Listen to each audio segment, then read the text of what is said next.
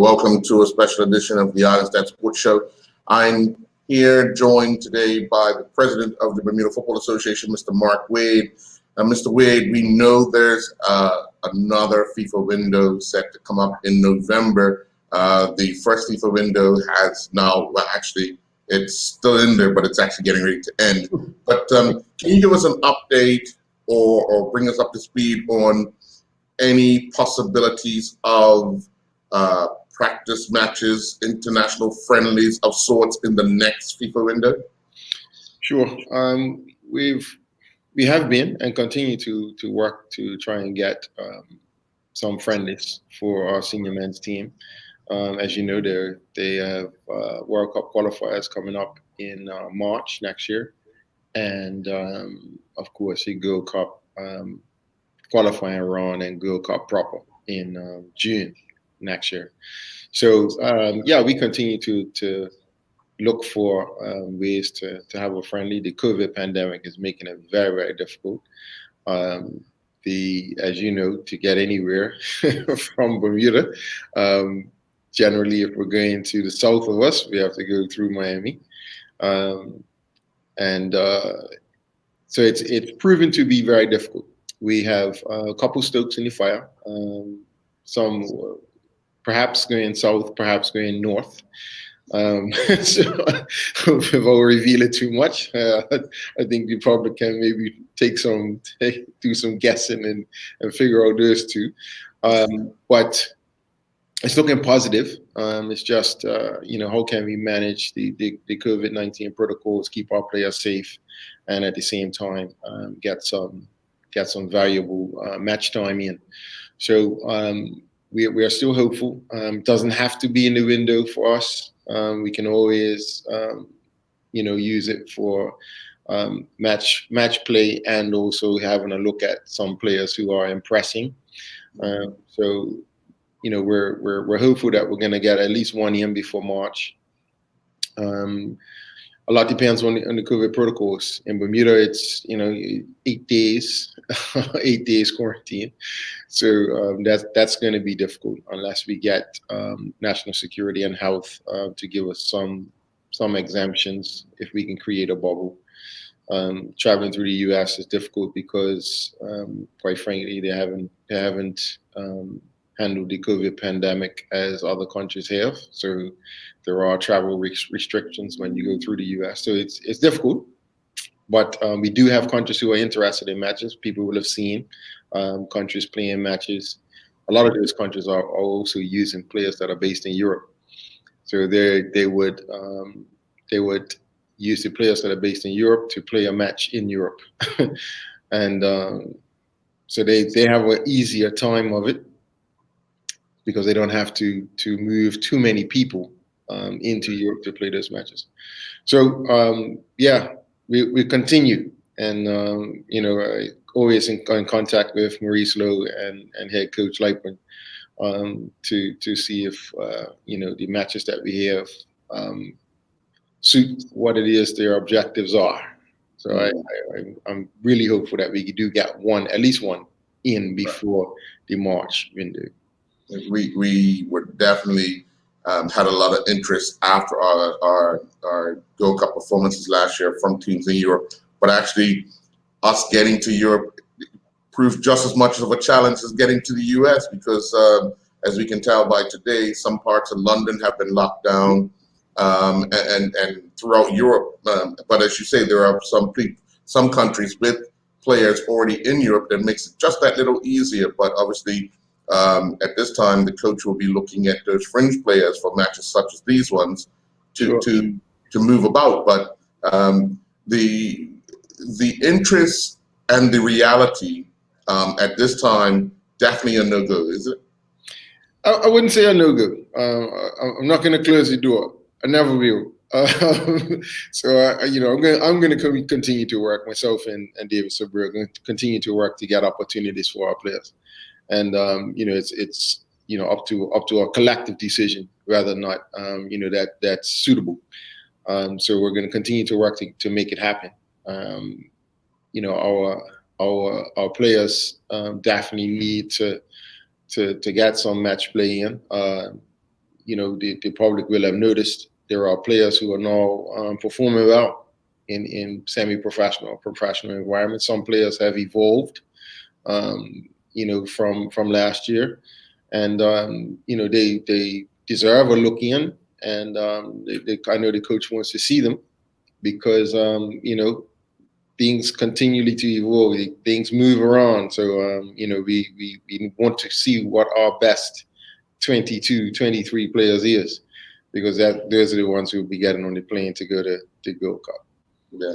When we look at it again next year, if all health precautions are taken, seems like a bumpy year, and we'll probably need more than 22 to 25 players because of the commitment.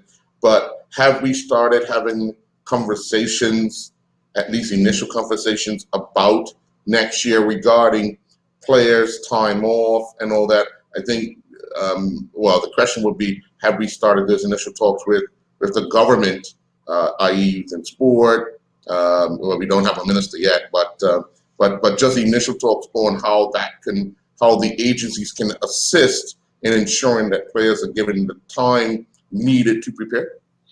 Yeah, I mean, we've appraised obviously the sports ministry of what those commitments look like. So, for example, the Gold Cup, if you go from qualifying straight through the finals, the entire month this time.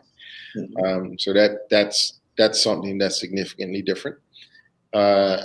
In the World Cup qualifying, we have to play 4 matches in one window. So while we don't have any information from CONCACAF yet or what that looks like, pretty much it's going to be more than 10 days. we right now it's communicating with the players, and Maurice Lowe and Coach Lightburn are, letting them know that the windows are going to look a little different. Yes, it's going to be more than 10 days in March in order to get these matches played. And I'm crystal balling now. We potentially are going to have to go to a venue and play all the matches in one venue. Whether or not Bermuda is considered as a host is another angle that we're going to speak about as well. Since we have done so well with the managing the pandemic, maybe Bermuda becomes a host. That'd be great for us. It speaks to how our health ministry and the government have managed the pandemic. But can we do it? We see it happening with rugby now, so why not football? So yes, those conversations are started mainly with the players at this juncture, and we'll get to government agencies in short order. Yeah, obviously, there are a lot of challenging times for administration because the end result is the players on the field. But for you guys trying to figure out a game, trying to work a deal, trying to ensure that if by chance we can host the World Cup qualifiers, how does that look? What does that look? What does the stadium look like? What does all that look like? How has your team tried to attack the brainstorming of that to try and move it into another level? Well, actually, I mean, the good thing what we've done is the return to training protocols are written by Maurice Lowe, and they're based on international standards. So that was the foundation of our match day protocols, and there will be the foundation of our international match day protocols. So we've always set ourselves up to be very closely mirroring what happens on the international stage. So even all of our league matches with match commissioners, et cetera, that is closely mirroring what happens on the international stage with the match countdowns, et cetera. So our COVID protocols mirror international protocols. So we're getting a good exercise of those protocols, and we're able to, through the feedback from our clubs, adjust them and amend them. So come when it's time for us to actually host an international match, we will have exercised them quite nicely, and we will have had match commissioners and even protocol officers who are very experienced. They would have had a half a season or more under their belt, and we'll be able to select the best of the best from that to host the international match. So I think mirroring the international protocols and having all staff and players go through them, I think it sets us up quite nicely. Anyone visiting a football game thus far this season would see the protocol officers in place, as well as the match commissioners. This is something set up by the association to ensure that all the policies and procedures are adhered to prior to a match starting. Absolutely. Our protocol officers have to conduct the wellness checks. So that's a series of questions, and then temperature checks. We have to set up a mini bubble, so to speak, where the players enter a bubble and they play the match, and then they can exit the bubble and move freely. And our fans are also getting experience in what a match is going to look like and what matches look like.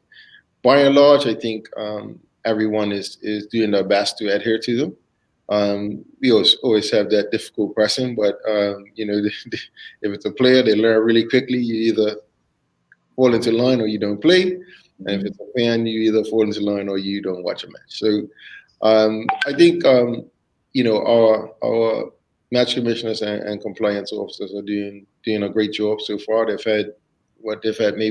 have had 2, maybe 3 games under their belts. We actually have a meeting this Friday with all of our clubs to just get some feedback and also give them the latest health department guidelines. So it's going. Change is always difficult sometimes, but sometimes you have to look at change as opportunity as well. So it's looking good.